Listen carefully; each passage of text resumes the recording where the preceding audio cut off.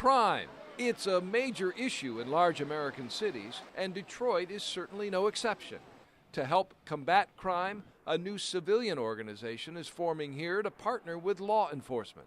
A safer Detroit is a better Detroit, is a growing Detroit. Former Michigan State Police Inspector Ellis Stafford is Operations Director for the Detroit Crime Commission. The nonprofit organization is staffed with former federal, state, and local law enforcement professionals. Ron Reddy, a 28-year veteran of the FBI, was the first member of the team. And our official mission is to act as a facilitator between the citizens of Metro Detroit, the business community, and the law enforcement community. Crime commissions themselves aren't new.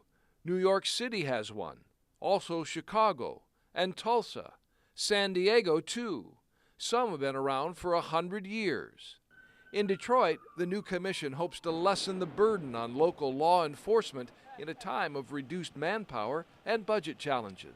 I would like for the public to see the Crime Commission as basically another tool on law enforcement's tool belt. Batman had his utility belt. We want to be another tool on the law enforcement's communities, their utility belt. Stafford and Reddy say the Crime Commission is undertaking several initiatives to help local police agencies. They include nuisance abatement, in other words, fighting blight, law enforcement training.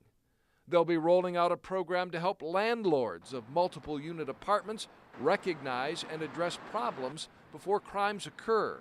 And they offer analytical support to help fill the gap for stretched agencies. Criminal enterprises may go undetected because law enforcement doesn't have the resources to actually sit down and do the analytical pieces necessary to put that crime together. Stafford spent 23 years in the state police. He still has a desire to serve the community, but he's happy doing it now as a civilian. We're not cops, we're not going out in the streets. That stuff is dangerous. Been there, done that. In July, Andrew Arena will come over from the FBI.